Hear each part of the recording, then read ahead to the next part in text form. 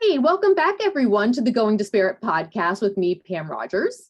And I'm Mara Dolan, and we're so happy that you joined us today. We had a wonderful time talking with former U.S. Rep. Mike Rogers, who is a Republican, exploring a possible candidacy for president. He was so great, Mara. I really enjoyed our conversation. I felt like I could have talked another hour with him. Oh, I think so too. And one of the things that I really loved about it was just how clear it is to me that it's really important just to hear what the other side has to say, to listen. And then we go disparate later, you know? Right. Isn't that the whole point of our podcast is hearing different voices Yes. that you may or may not agree with. Yes. And just being great, I'm glad that we're all in the debate. I'm glad that we're all talking about these issues. And I'm not calling you an effing jerk. Right. It's just right. Civil, the great American debate. Exactly. And we're not interested in proving someone wrong or proving someone right. It's what do you think? How do you see it? And then you and I go disparate. Exactly. You and I can duke it out later. Exactly. So today we are very excited to have Ray Buckley join us. He is the chair of the New Hampshire Democratic Party, and New Hampshire is reeling from, I think, an earthquake of nuclear proportions in that the DNC decided they would not be the first in the nation primary, which they've been for as long as I can remember. I want to ask Ray Buckley how long it's been, because I'm not sure. I'm not sure exactly. I know Ray will definitely know, but I am really excited to have him on. I know when you and I were, putting this podcast together and we talked about who would we like to have on, one of the first people I said was Ray Buckley, because this first in the nation status debate is really huge and it's really important for New Hampshire. And I know Ray has been fighting so hard for the Democrats in New Hampshire and the independent, actually just for the state of New Hampshire. For the state of New Hampshire, right? Because it's good for the state of New Hampshire. It is. It's so important, and I'm super happy to have him on because I really want to hear what he has to say, because it's huge. It's a huge debate.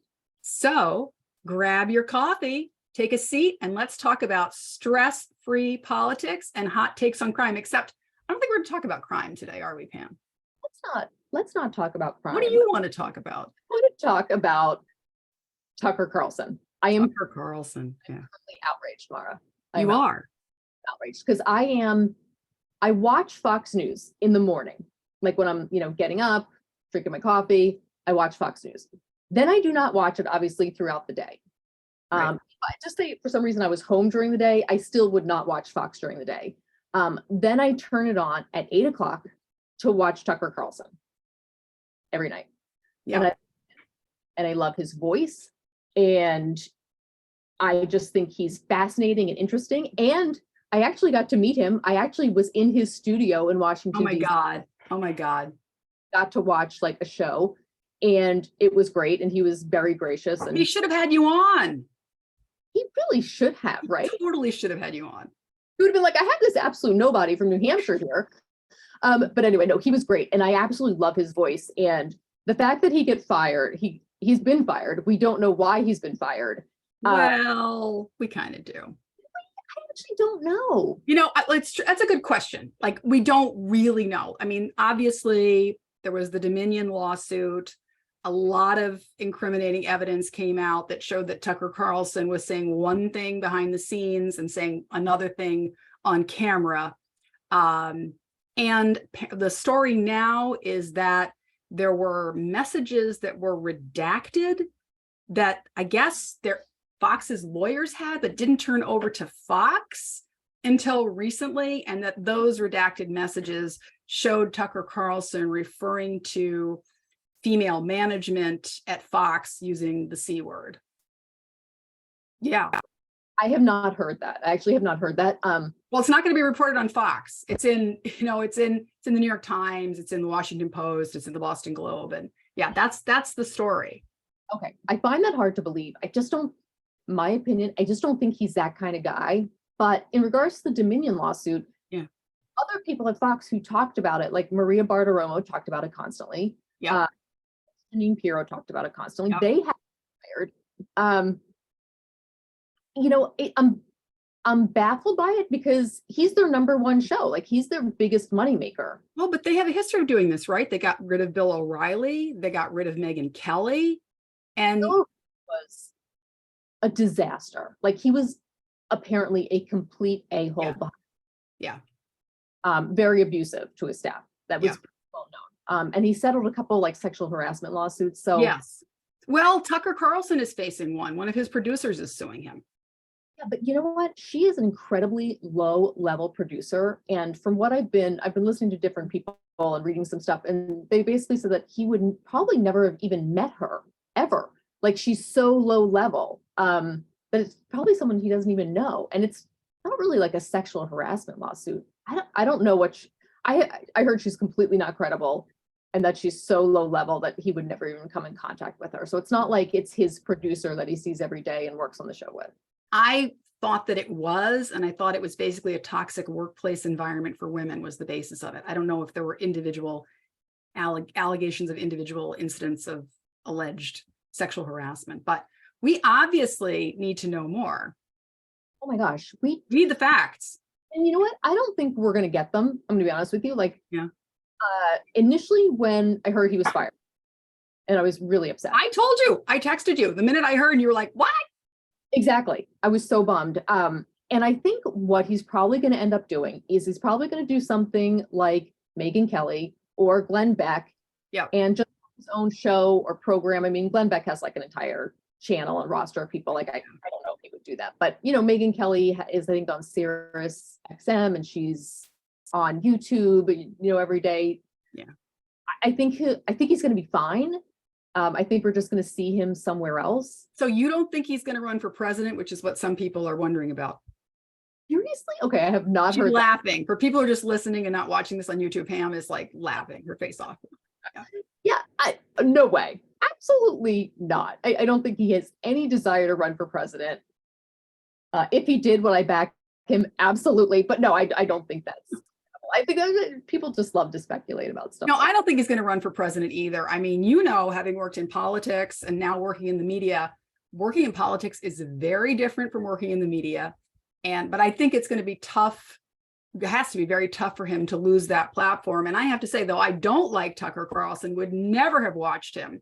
When there is someone that you tune into on a regular basis and, that has meaning for you, it is a loss. And there was no warning. It's not like we thought this might happen. It was just he was there on Friday saying, see you Monday. And then nobody saw him on Monday. And you know what I wanted to do? And I don't know if I ever mentioned this to you, but I was like, at some point in time, I was thinking, you and I should challenge each other to a watching issue. So like for a week, I have to watch Rachel. And then for a week, I have to watch Tucker Carlson. And then we just have to literally sit there and watch it. I know. And I think you're right. And I really don't want to do it. I just don't. I don't really watch cable news. Rachel Maddow's on too late for me. And I sometimes watch Morning Joe and Mika sometimes, but not that often. I get most of my news from online sources, the New York Times and the Washington Post are the main ones.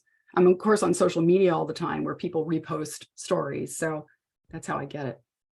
So, well, now you will not be subjected to watching Tucker Carlson, and even better, I will not be subjected to watching Rachel Maddow. No, you're right. At some point we really should. And I actually did I don't even want to call it Fox News because I don't think it's news. I'll call it Fox Media.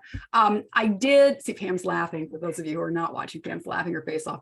I did tune in to Fox Media after I heard that Tucker Carlson was fired. I mean, they made some statement that it was by mutual agreement, but you knew it wasn't. Because I wanted to get a sense of the vibe on the set, and I don't know it well enough. I don't watch it, so I couldn't really tell anything. And then also Don Lemon got fired. I mean, it's been and Nate Silver got let go from ABC. I don't know who that is. So Nate Silver started 538, which was a polling aggregator, and there was a lot of controversy over polls that he took into his calculation that turned out not to be accurate. So, the official story is that ABC decided to not renew his contract. But I think, Why did they decide not to renew his contract? Yeah. So it's been a big week in media, and of course the launch of Going Disparate, Politics and Crime with Pam and Mara. That's way up there too. And we're not going to say anything about some upcoming guests, but we have some Oh, major heavy hitters. Yeah. Major heavy hitters. I know. I'm very excited. Well, again, super excited to talk to Ray Buckley. Yes. So, Pam, just give us background for folks who don't know, because Ray Buckley was a New Hampshire state rep and you were a New Hampshire state rep. Did your paths cross? Okay, it did. I am positive that Ray will not know who I am. Well, he was like majority whip, wasn't he, at some point? He was like a big. He was way up there. Yeah. This little freshman legislator, you know. But yeah, we were in the 2001 and 2002 session together. Mm-hmm. At one point in time, like I sat in section 4 and he sat in section 2, because section 1 and 2 were the Democrats and 3, 4, and 5 were the Republicans. And I made my way over to his section to talk to him about, I don't remember what it was called, but it was like I was accepted into some type of program where they send young politicians overseas for like a week or two, and you get to experience the government of another country. Wow. And yeah, you have to be nominated for it. I got nominated for it and they gave it to me. And that's awesome. They had been in the same program a few years earlier. He went to some amazing country. Like he got to go to like Ireland. They wanted to send me to Indonesia. Oh my God. Yeah. I was like, wow. I'm flying 700 hours. I'm afraid of flying. So I was like, I didn't go. And I was really bummed because it sounded like an amazing program. Yeah. To Indonesia. But he and I chatted about it and he told me about his experience. Well, that's great. And I would like to hear about that as well. But before we bring in Ray Buckley, we just remind you that you can find out more about our podcast by going to our website, goingdisparate.com, and clicking on the podcast link. And don't forget to hit that subscribe button. We are on every platform there is. In fact, it's so long I have to read a list. We're on Spotify, iTunes, Google Podcasts, iHeartRadio, CastBox, Stitcher, and on YouTube. Please give us a great review. And while you're at it, just look for Going Disparate, Politics and Crime with Pam and Mara. We're on Twitter, Facebook, and Insta. Just again, look for Going Disparate, and that's where you'll find us. Yeah, our website is goingdisparate.com. So today we're very excited to welcome New Hampshire Democratic Chair Ray Buckley. He has served since 2017. He previously served as the vice chair of the Democratic National Committee and as president of the Association of State Democratic Chairs. He also served, like Pam, as a member of the New Hampshire House of Representatives and rose to party whip. Thank you so much for joining us, Ray Buckley.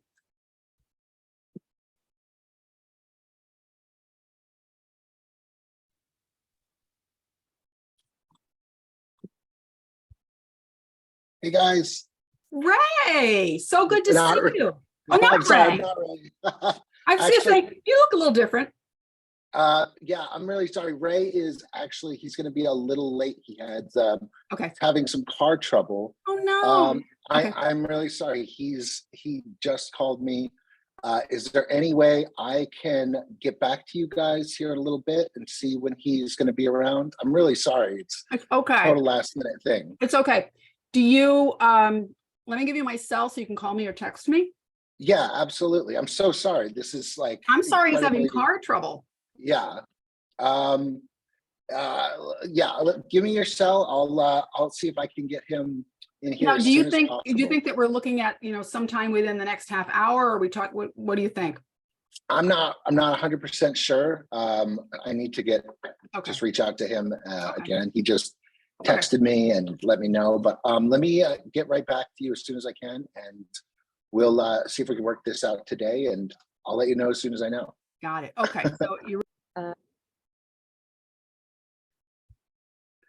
we're looking at a rematch between Trump and Biden, and frankly, I'm not worried. What do you think, Pam?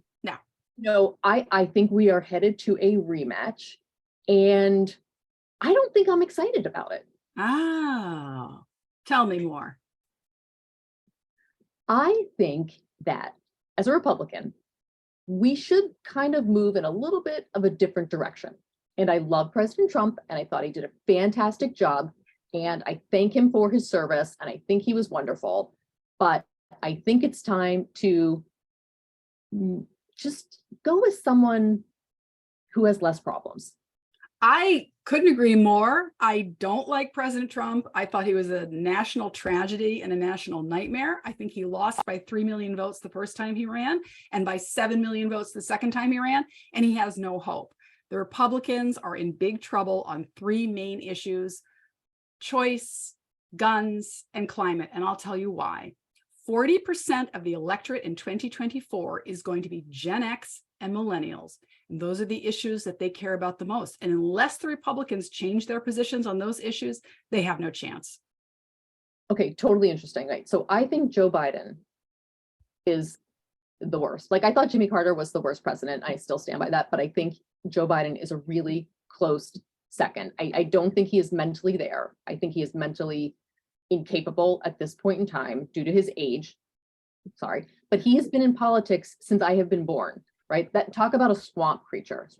But I think the Republicans have a huge field of people that they're looking at, right? I think that's great. And there's a lot of young people, and there's some people that have been around for a while, but there's a lot of great voices. But I think the Republicans win on the issue of crime, the issue of illegal immigration, and the issue of the economy.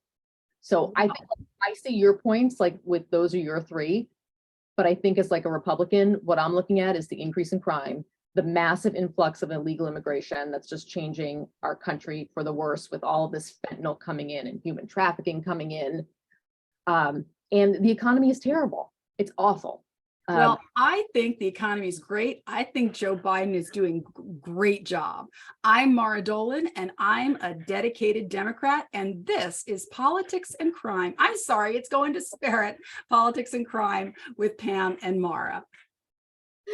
And I am Mara's co-host. I am Pam Rogers. You have to do it again.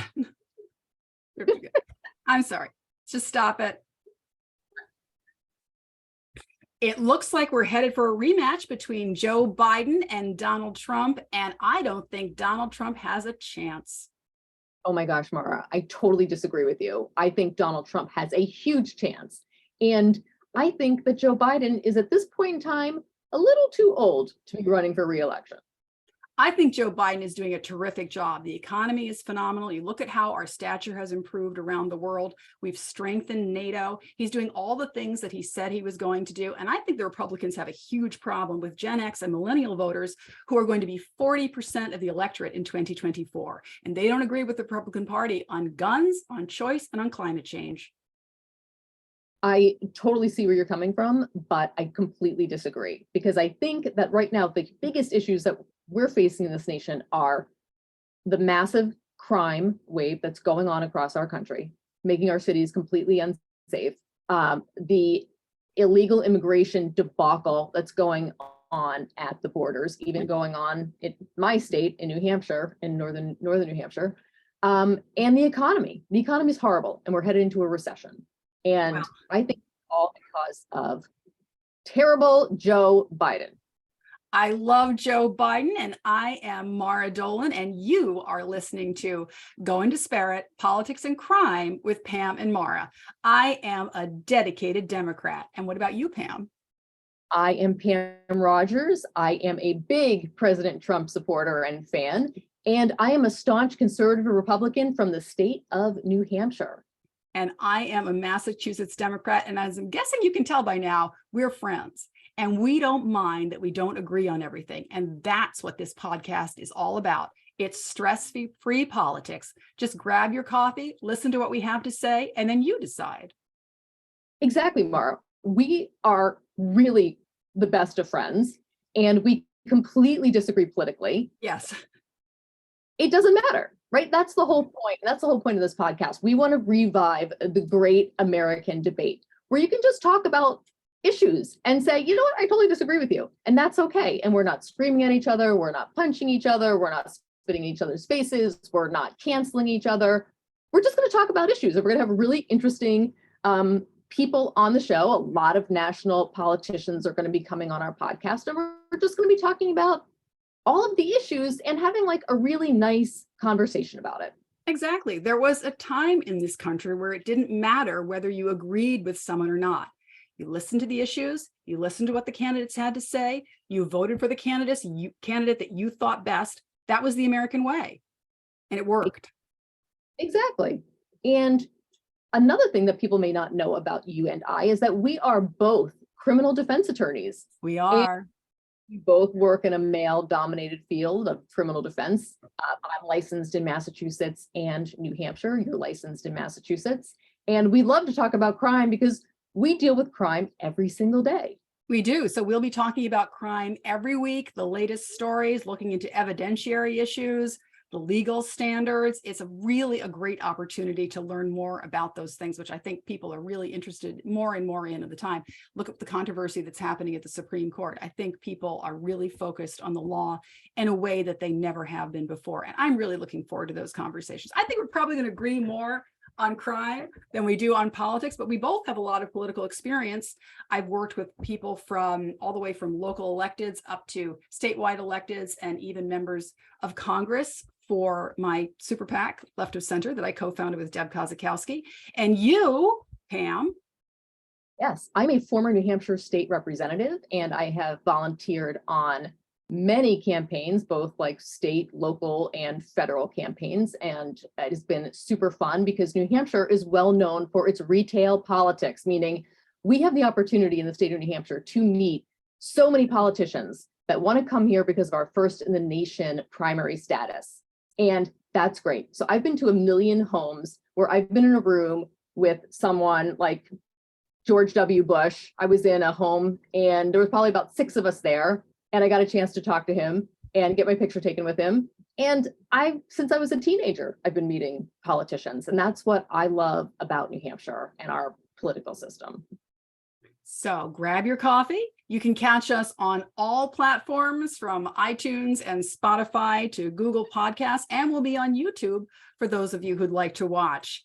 Please subscribe and leave us a review, and join us at Going Disparate, Politics and Crime with Pam and Mara.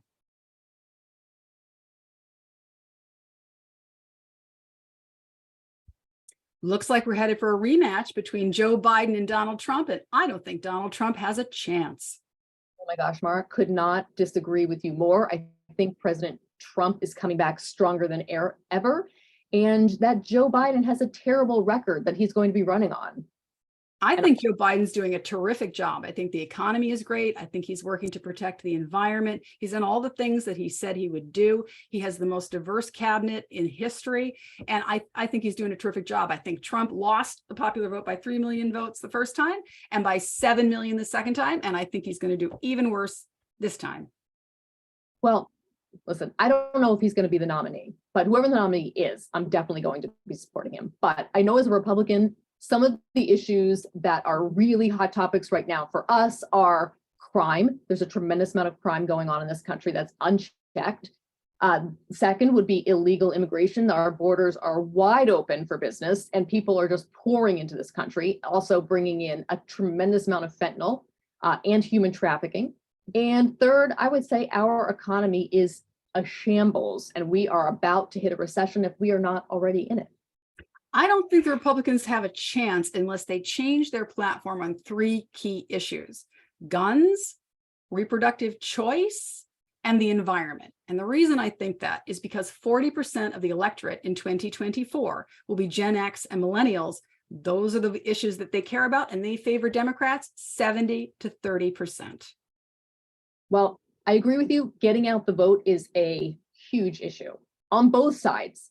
And it is always about who gets out the vote better, right? And that's why our state parties have to be so strong. And here in New Hampshire, we have a very strong Republican Party.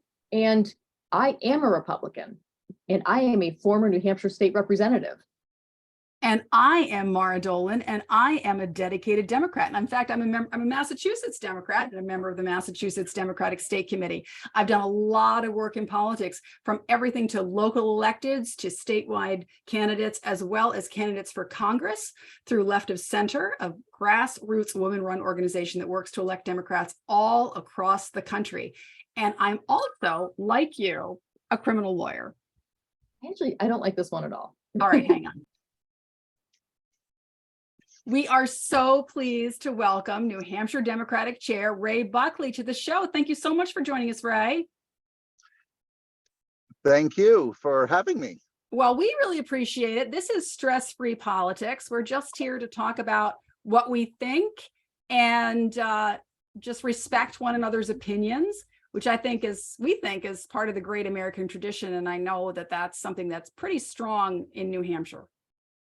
Well, it certainly was for many years. When you served in the legislature years before, or even casual politics, people had a respect for each other. That's long gone. And the relationships that you build. Just last week, Ann Torr, who had served as the majority leader in the New Hampshire House, a Republican leader for many years, and her passing, the news of that went wildfire through Democratic legislators or former legislators because of the respect that they had for her. I mean, she was tough. She was strong, and she didn't give us too much leeway, but we respected her, and that's really the difference between what's happening in Washington. Unfortunately, it's filtered down into the New Hampshire legislature as well. Well, I think the biggest issue in New Hampshire politics right now, and I know Pam has been very upset about this, is the loss of New Hampshire's first in the nation primary status. Well, we haven't lost it. We will have the primary in February. The real question is whether or not President Biden decides to participate in it or not, because there is a state law that regulates, they control it. My only role is after the primary, where I send a letter to the secretary of the DNC on who were selected delegates. That's it. This is all entirely state run throughout the entire process. So that's run by the state government, has since 1920. We certainly look forward to continuing that tradition. So are you saying that New Hampshire is still going to have the first in the nation primary? As long as I'm alive. We hope that's a long time, right? Oh, that's a long time. But Ray, super nice to meet you. I actually met you once before when we were in the legislature together, and I was a very young state representative, and you were a very well-respected majority leader of the Democratic Party. So AKA what I'm saying is that I was a nobody and you were like a somebody. But anyway, I did meet you because I ran over to your section one day to talk to you about a young politicians group that sent people around the country to see other governments, and you had done it and I had just been nominated. So you were kind enough to chat with me about your experience. So I have met you before, but that literally would have been 20 plus years ago. Yeah, the American Council of Young Political Leaders is limited to folks under the age of 40. So yeah, it would have been a long time ago for me. In fact, my trip was to Taiwan in 1988, and we were the first Americans, quote unquote, of any sort of official level that met with the newly inaugurated President Lee. He was the first democratically elected leader of Taiwan, and we had to go through training on diplomacy. And it was, I believe, 6 Republicans around the country and 6 Democrats around the country, and getting to know them. In fact, one of the folks that was with me was the now governor of North Carolina. Sorry. Wow. Most people don't realize how much work is being done behind the scenes within the parties. I actually got into a little debate about this on Twitter recently with folks who are saying, "Oh, the parties don't matter." Like, you don't understand how much we do. It's, people don't get elected by accident. There's a lot of work involved. Well, and when people say, "Oh, I only give to the candidates, I don't give to the party," I said, "Oh, so you like making TV consultant, ad buyers and producers and the TV stations wealthy, because that's where your money's going. It's not going towards the ground operation. It is going towards television ads, maybe some mail, some digital, but they use their money almost entirely for skeletal staff and media purchases. What the party does is build the ground organization, open up the offices, hire the staff, create the list. We're the ones with the voter file. Campaigns, they utilize it, but it's our tool that we have to, it costs us in New Hampshire, probably around 60 to 70. At 70,000 plus, that is full-time working on that list. So money given to the state parties goes significantly further in trying to increase voter participation, increase the actual conversation between activists and voters. So we do a lot with the money. And nhdp.org if you'd like to send through Act Blue. Good for you. Good for you, Ray Buckley. You're being a good chair of the New Hampshire Dems. I just want to circle back a little bit on that point. If Joe Biden is not on the ballot and therefore not running ads in New Hampshire, and the other Democrats who have announced, Marianne Williamson and Robert F. Kennedy Jr. are running ads, is there a possibility, as some have speculated, that someone other than Joe Biden could win the New Hampshire primary? Well, that would be unfortunate for the president. He would be the first incumbent president not to win the New Hampshire primary. And I think a lot of people would resist that. I do think that there's going to be some folks that are going to try to organize a write-in effort. I don't know if they'll succumb to any sort of pressure from the White House to not do that. And then there's been talk about maybe somebody stepping up, a well-known Democrat stepping up and filing as a straw candidate, kind of in place of the president. Long time, lots to happen. The filing for the primary is not till mid-December, so we've got a long time to work on that. Ray, I was recently watching the WMUR special. You were on it, and they kind of talking about politics in general, right? And then they did a piece about the First in the Nation status, and they had you on. You did a fantastic job, and I actually learned a tremendous amount. One of the things I was really disappointed in, because I'm very protective of New Hampshire, as I know you are. Like, I love this state, and I love all the people of this state, and I think it's such a special, special place. And in that special, they showed a clip of Donna Brazile, which must have been at like a DNC bylaws and committee meeting. And she said that she wanted the state to be first in the nation, that had people who know what it's like to live on a dirt road or not have clean water to drink, or if the storm is going to pass you by, and see if your roof is still intact. And I was like, I think you're talking about New Hampshire. I mean, New Hampshire is really rural in certain parts. I mean, I live in the seacoast where it's not, but I mean, there's a really rural New Hampshire where people, live on dirt roads. And I don't know about clean water. I'm not sure about that. But, we do get storms, we get flooding, we get nor'easters, we get tornadoes. Like, I mean, I know we're not Mississippi, like with the storms that they have, but I was just really disappointed because I just feel like New Hampshire has so much to offer. And we do have this tradition of being first in the nation. I just wanted to your take on that. Well, I've known Donna for a number of years. She first came up here in the Gephardt campaign in early 87, 88. So she's been around. She knows New Hampshire.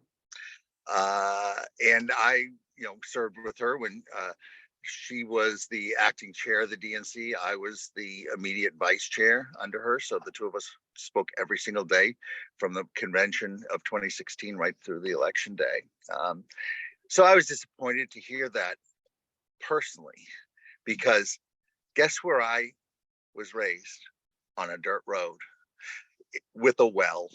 She didn't talk about the electricity, because we had to make sure that the light bulb was on to keep the well from freezing up, so that we had water. If the electricity because you had electricity coming in on all on. We were a mile in on a dirt road. If that light bulb went out because the electricity went down, we not only had no electricity, we had no water, and we had to then try to get out. And we had to walk. I know it sounds like, oh, walking up, uphill both ways, but we literally, my siblings and we lived a mile out, and if the bus couldn't make it up the road, we had to walk. And this was the 1970s. My grandparents lived across the road from each other in Swansea, New Hampshire. My mother's mother had an outhouse until the mid 1970s. I was in high school before she got plumbing in her house. Across the road was my stepfather's parents. Now, they had a fake bathroom. It looked like a bathroom, but you had to have a bucket with you to flush the toilet when go into the septic tank. So I'd be over at my grandma. I hated that outhouse as a kid.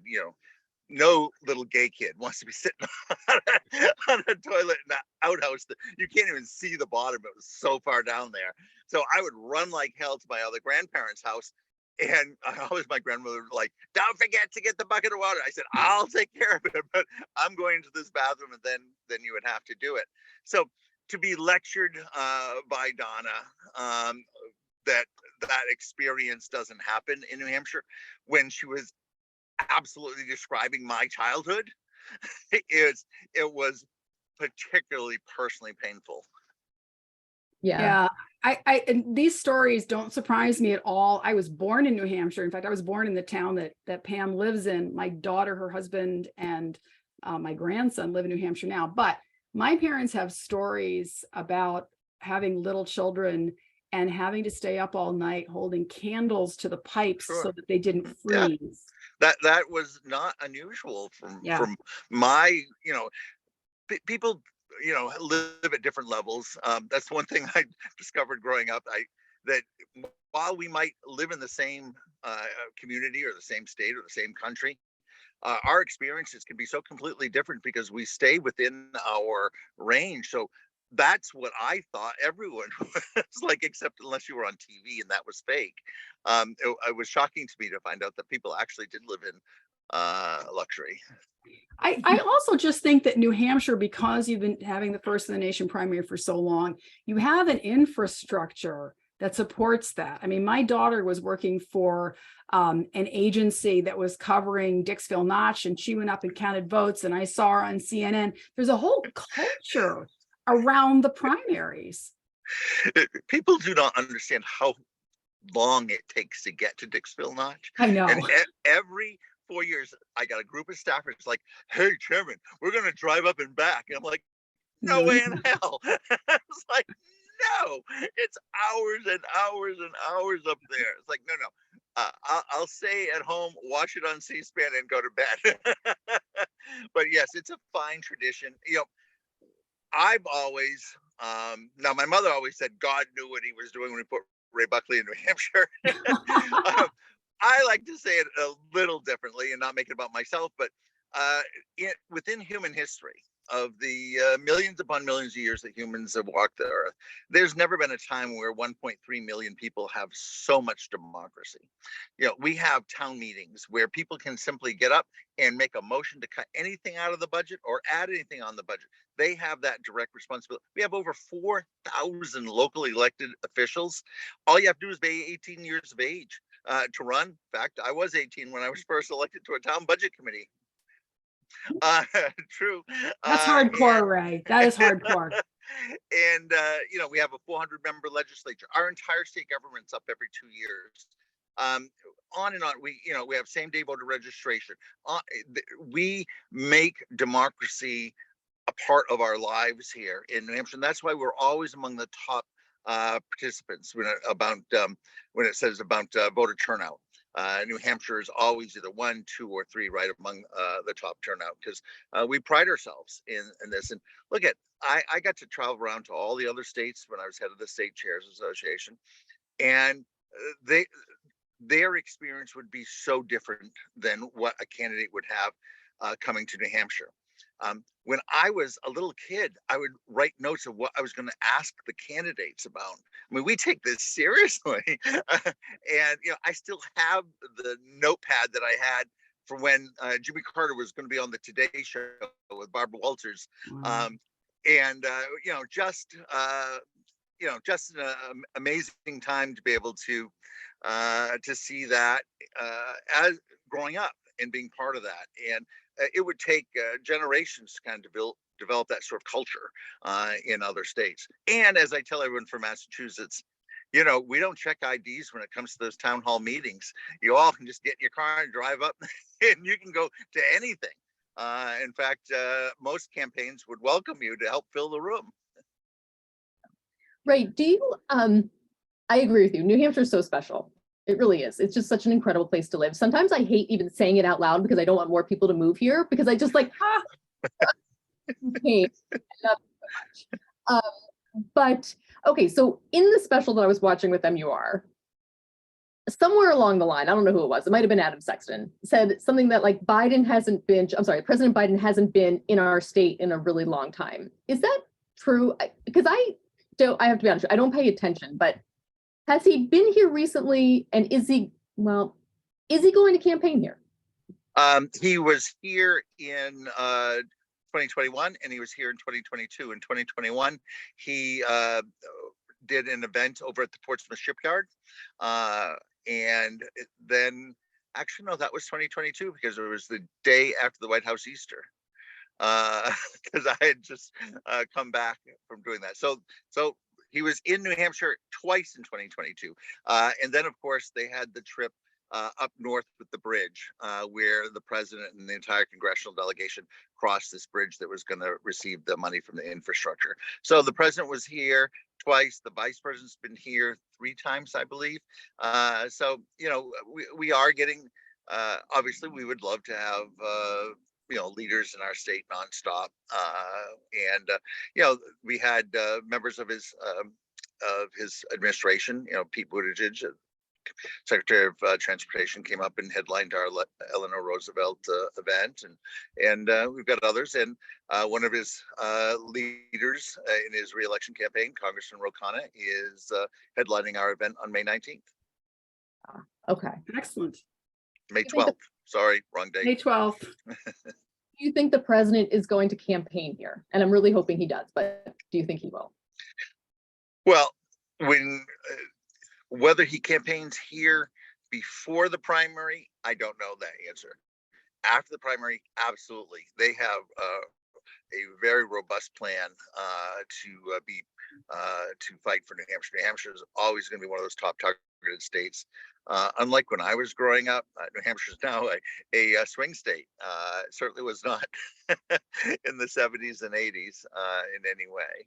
No, New Hampshire's 4 electoral votes are critical. If Al Gore had won New Hampshire, he would have been president of the United States. So I think both parties take New Hampshire very, very seriously. We've been hearing that New Hampshire is getting a little more blue, especially in the South. Is that true, Ray? Is that your read on it? It's fascinating to watch. And because it's incremental. And so you don't notice it overall, but then when you start looking at results going back a few years and you see it creeping and creeping and creeping and creeping a little closer, there's a lot of communities to point at and seeing how it's changed, but Bedford was like the heart of the Republican Party.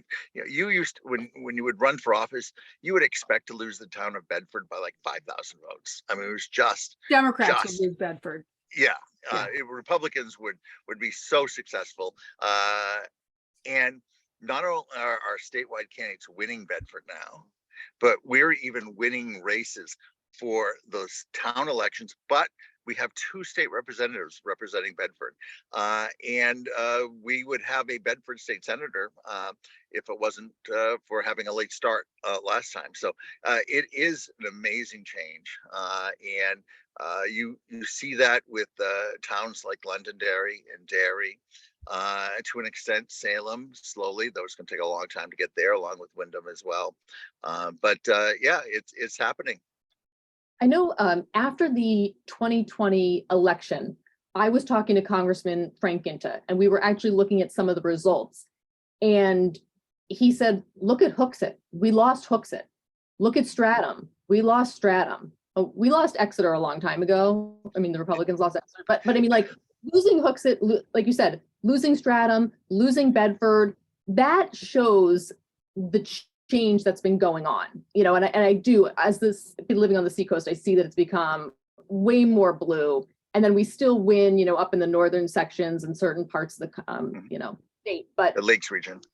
yeah, the Lakes region. I mean, I just attribute it to the influx of people who have moved here. You know, we have people who are moving here from Massachusetts or New York, New Jersey, and just different philosophies, right? Just Democrats, not Republicans. So to an extent, that it's some people moving up, though I would argue that over the last 40, 50 years, most people that moved to New Hampshire actually voted Republican because they moved to New Hampshire to escape the politics of Massachusetts or New York or wherever. What has happened, though, is a lot of folks have left the Republican Party. Now, they haven't become registered Democrats, so they're part of that 40% that are independents. But when you look at the vastness of the numbers of people that that have left the Republican Party over the last 30 years, leaders, you know, former Republican state party chairs, former Senate presidents, you know, people with titles that had spent so much time. When Democrats run and they create these, you know, Republicans for blank lists, the list is always chock filled. When I ran for the executive council in 2004, I had like 40, you know, former state representatives, other local activists, all publicly endorsing me, even though I didn't have a shot in hell of getting elected. But that's the sort of the move away from what it was to be a New Hampshire Republican in the 1960s, 1970s, where the Yankee Republican existed. And the Trump folks have really taken over, not just structurally the party, but really the heart of the party. And you can see that by who won the primaries in 2022. It was all three, both congressional seats and the US Senate race was who was the furthest or the closest to Trump. It wasn't about who could win in November. And we, you know, we just kind of stand back and go, you know, in the old days, this never would have happened. That, you know, they knew when, you know, you would nominate people, you know, like a Warren Rudman, or, you know, you can go on and on with the folks that that had been elected. And now you see people, and, you know, they say, you know, Ronald Reagan couldn't win the Republican nomination for president. The party's gone so far. I don't know if that's true, but I do know that in New Hampshire, he would probably struggle, which is shocking to me, because, you know, when he was running in 1976 against Ford, and then again in 80, you know, I thought he was as far right as you could go, and little did I know he was only halfway. Right. I mean, it really is interesting to see how the party has changed. And I am not an extremist, Ray. Like when I was at the State House, the people around me used to give me a hard time because I'm a pretty moderate Republican. As I've gotten a little bit older, you know, 20 years later, I've grown a little bit more conservative in certain things that I believe in. But yeah, I definitely understand what you're saying, and I see your point most certainly. And you know, I do want to say, like, I wish that people in the state would just maybe have more respect for each other. I just mean like as an individual. Like someone mentioned Jean Shaheen to me the other day, and I was like, I love her. I would never vote for her, but I love her. I mean, I think she's amazing. I think she broke the glass ceiling for women in New Hampshire. Right? She's an amazing politician. I mean, she's an expert politician. I mean, she's great. I don't agree with her on probably mostly everything, but I respect her. You know, if I was walking down the street and she was walking towards me, I would be out of my mind excited. I mean, I would be so excited. And I did see Senator Hassan in a local store a few years ago, and I almost fell over myself trying to get to her. And I was like, I love your pocketbook. This is amazing. You know, and she was telling me about, like, I think her reelection. We were just kind of chatting about it. But like, just wish that we kind of had that feeling for each other where it's like, it's totally okay to be completely disagreeing with each other, but just like still have that like respect for each other, and even just kind of like love them as a person in a sense. You know, like well, how do you feel about that? Well, I have a really funny story. So back when I was 18, there was a thing called the Plymouth State Fair, which is thousands and thousands and thousands of people came to every year, and there were booths, and there were Republican booths, Democratic booths. Well, the Democratic booth just happened to be next to this guy, Gordon Humphrey, who was running for the Republican nomination for U.S. Senate. He had lived in New Hampshire for less than 3 years. He was an airplane pilot. He lived in an apartment in Concord. He was not being taken seriously by anybody. But for 5 days, we were stuck next to each other. I was the only one at that Democratic booth, and he was the only one in his own booth. And a lot of folks didn't stop at either one. And so we got chatting, and we have become not friends, but we certainly do respect each other. In fact, a year and a half, 2 years later, because Gordon, for those who didn't know, ended up defeating Senator Tom McIntyre, the Democrat, for U.S. Senate. He went on to serve 2 terms in the Senate. I was in the U.S. Capitol. I was down in Washington for an event, and I had a high school friend of mine with me. And we went to Senator Durkin's office, and the senator's too busy, can't meet with them. We went to Senator Humphrey's office. When I say, I'm Ray Buckley from New Hampshire, it's my friend Pam. And we were just wondering if we say hello to the senator. And it's like, well, he's on the Senate floor right now, but let's find. He had me escorted down to the Senate floor, right outside of the antechamber.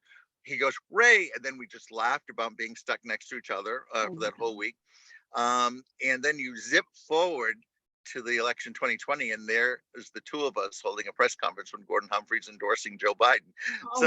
Wow. So it's, that's not an typical story in New Hampshire politics. Ray, and frankly, that is what this show is all about. And one of the things that we say is your adversary can turn out to be one of your best friends. And it's totally true. So it's been so wonderful. We just have some lightning round questions before we go. These are the fun questions, right? These are not the serious questions. These are the fun. No, they're not. Well, they're kind of like the first one is, what's a book that changed your life? There are a lot of books. I loved books. When we were kids, there used to be this book program that you could order it so many books. I always ordered the max books that I could get because it took me elsewhere. And it showed me life. My favorite growing up was always biographies. So I'll tell you a really quick story. I know this is supposed to be lightning round, isn't it? That's okay. So when I was, I think 8th grade, I did a book report on Bella Abzug in the junior high library. There was this book called Bella. I read it, and I did a whole thing about her. Skip forward a couple of years. I was 18 years old. I was at the Democratic National Midterm Conference or Convention in Memphis, Tennessee. Bella Abzug is walking down the hall towards me. Now, you can only imagine, if anyone who knows anything about Bella Abzug, instant gay icon. I mean, she was born to be loved by little gay boys. So I am like passing out that she is even in breathing my same air. So I go up and I go, oh, Congresswoman Ray Buckley, I did a report on you. She grabbed my hand, and she made me stay with her for the rest of the day. So I went into all these, I met every single woman leader of the feminist movement. Wow. And this is, remember, 1978. So they were all very, very involved. It was phenomenal.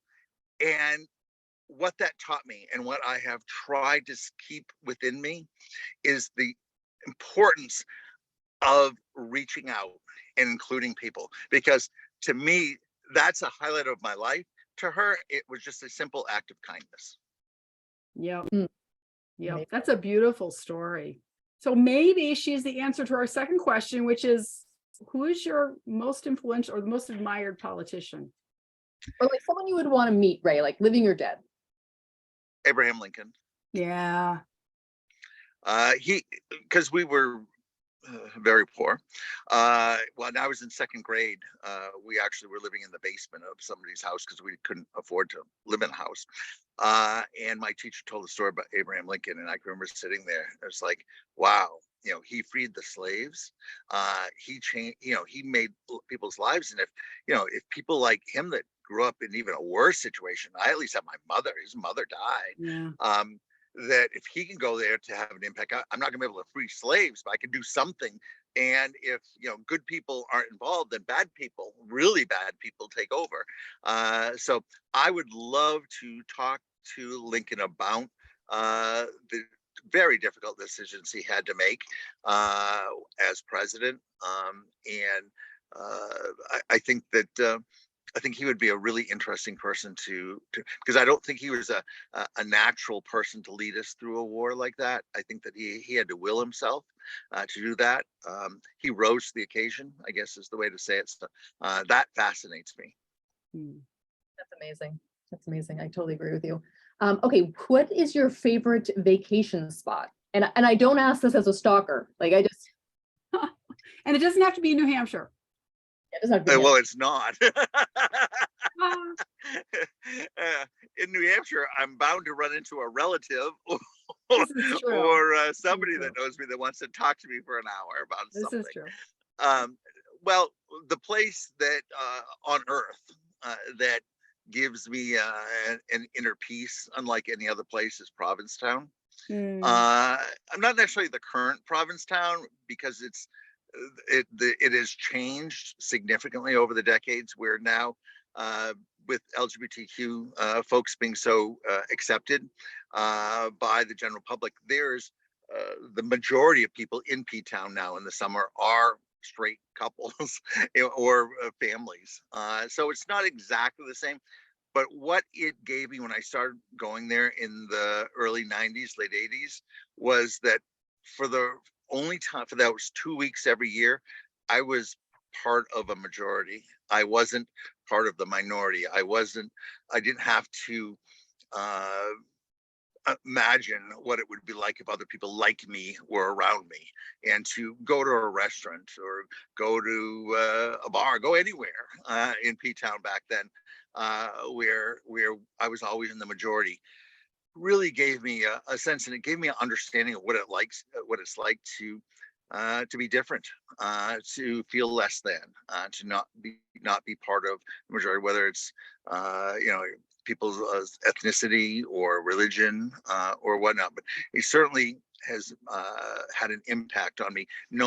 Having experience, if I'd never gone to B-Town, I never would have had that empathy that truly moves me significantly, because it's hard. It's hard to be in the minority in a straight white Christian majority. So it's just it's a struggle every day, and I don't think most straight white folks grasp that. That's so important. And Ray, I just want to say quickly before we go, I identify with that because my father came out as gay in the early 1970s. Wow. When it was considered a mental illness and a crime, and having a gay parent was unheard of. Sure. So I definitely experienced discrimination, and I was aware of what he was dealing with. We've come a long way, but we got a long way to go. Yeah, I mean, when I try to talk to the young people, they really can't understand how bad it was. No, they don't. I'll talk to them, and I say, I was, 19 years old when Harvey Milk was assassinated, and now somebody who wanted to be involved in politics that knew they were gay, the message was, whether it was right or not, but the message I got was, if you come out, they'll get you. And that's a very frightening, so that you are so fearful that anyone finds out that you're gay. So it was a very painful situation that, the young folks now really don't have to struggle with as much. They don't, and they don't understand it. And what I say to people is, there was no path. Right. Your life was in the shadows. there was no path to a relationship. There was no path to employment. There was no path to just living your life. I never, I swear to God, never once in my wildest dreams as a teenager did I ever imagine being able to get married. It never crossed my mind. Right. It never crossed my mind that I would have employment protections. It never crossed my mind that I would have protections for, for service, whether it's, going to a hotel or a restaurant. Never did I imagine that. And the other rights that are available now and are accepted. How about having an openly gay man run for president? Did you ever imagine that? Don't make me cry. That's what I did when I met Pete Buttigieg. I cried. Well, now Pete and I ran against each other for DNC chair, so I'd known him. Yeah. But I did watch his announcement, and when he and Chasten kissed, that meant everything to my generation. It meant everything, and we all started texting each other from all over the country, going, "Did you ever imagine you would see that?" Because it's one thing to be gay, but it's a whole nother thing to be up there on the stage announcing for president. So you got me. You got me too, Ray. You got Pam. Your voice is so important, and I agree with you. It's just, thank you so much for even sharing that with us, because I think that's just beautiful and important for people to hear. So thank you. And I do want to say thank you for being on here. When Mara and I were talking initially about the podcast and who we wanted to have on, you were one of the first people I actually wanted to have on, because you're such an important voice. And while we don't probably agree on anything politically, I think you're an amazing person. And I respect the fact that you run the party so well, and love that you are fighting for our first in the nation status here in New Hampshire. And you really are a protector here for the people of New Hampshire. So thank you so much for being on here, and thank you so much for everything you do. This has been an incredible conversation, Ray. We hope that you will come back and join us. We'd love to talk to you again. Sure. No more stories that get me weepy, though. We'll try. All right. All right. Thank you so much, Ray. Take care. Bye-bye. Bye-bye.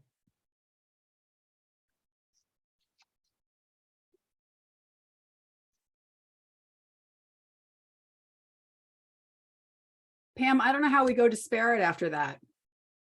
You know what? I can't hang up. That was great. Amazing. He was an amazing guest. Yeah. That, right. You know, when something like you don't expect something to happen, and then like it just hits you right in the heart, and you're just like, oh my gosh. But that was amazing. He was really, really great. And like I said, I don't know him other than like I see him on TV, and I met him that one time 20 years ago. But like, but you, Pam, I mean, we've been friends for years. We've been talking about politics for years. You've actually talked about Ray Buckley for years, and the New Hampshire Democrats, and frankly, the good job that, you see them doing. So, when I was a state rep, the Democratic Party in New Hampshire was run by Kathy Sullivan, Manchester. And she was there for a long time. I don't know how long, I don't pay attention, but she was there for a very, very long time. And then she retired, and Ray came in. And, the Republican Party here in New Hampshire, we sort of have like this turning over every 2 or 4 or 6 years, and we get a new leader. And I wish that as the Republicans, we would sort of coalesce around one particular person and sort of keep that person in there for a long time. I wish we did that, because I like that. I think that you get that experience, you have the message, you build the relationships, and I just wish as Republicans in New Hampshire, we would do that. I love the Republican Party here in New Hampshire. I think we're amazing, but I just wish we did that better. I know. So this was really a great discussion. I love all our guests, but wow.